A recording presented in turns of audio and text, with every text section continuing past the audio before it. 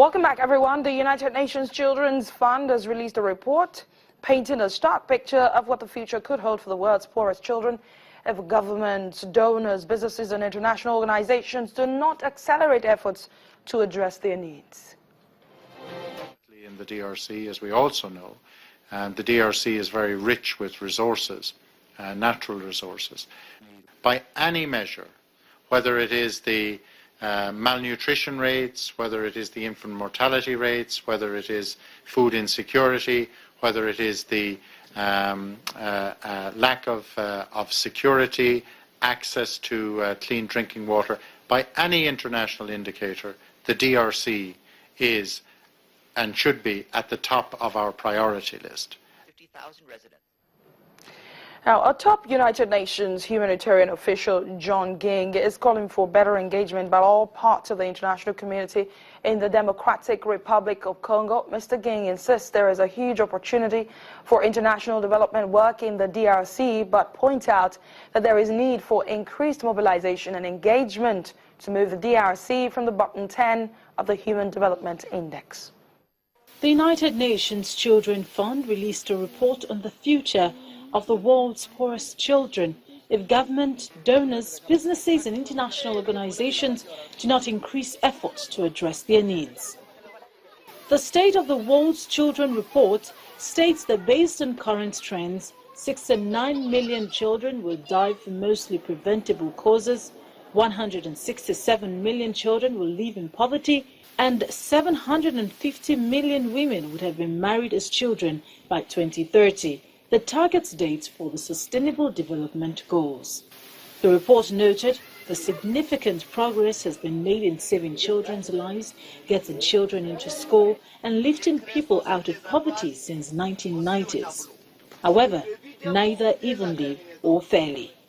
According to the reports, the outbreak of sub-Saharan Africa has particularly grimmed the region, with accounts for nearly half of the children who would die before their 5th birthday from mostly preventable causes, and 9 out of 10 living in extreme poverty by 2030. If we don't focus on the most disadvantaged, it will have a dramatic impact on society in creating inequality, in creating cycles of intergenerational poverty. But in very practical terms, we know that that if you invest in vaccination for the most disadvantaged children, for every dollar spent, it can generate $16 in terms of economic returns.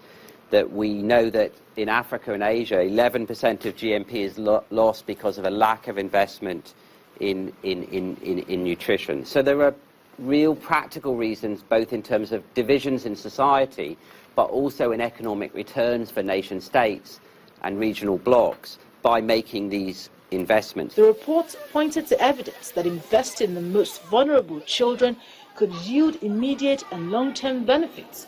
Cash transfer, for example, has been shown to help children stay in school longer and advance a higher level of education. The reports say, on average, each additional year of education a child receives increases his or her adult earning by about 10%.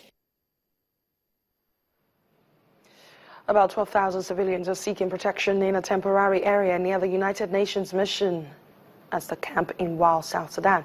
This comes after clashes over the weekend between the Sudan People's Liberation Army and armed groups.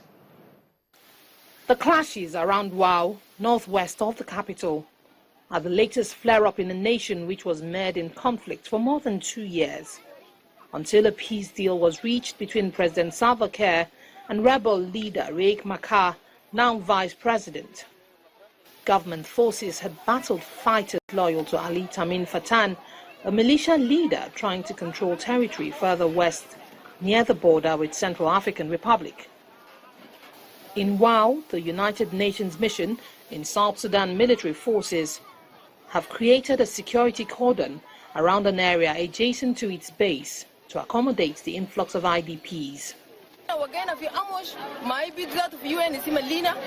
We were ambushed. They ordered us to lie on the floor and beat us with the back of their guns. I saw death with my eyes. They took the only money I had, which is 1,800 South Sudanese pounds. That was my salary.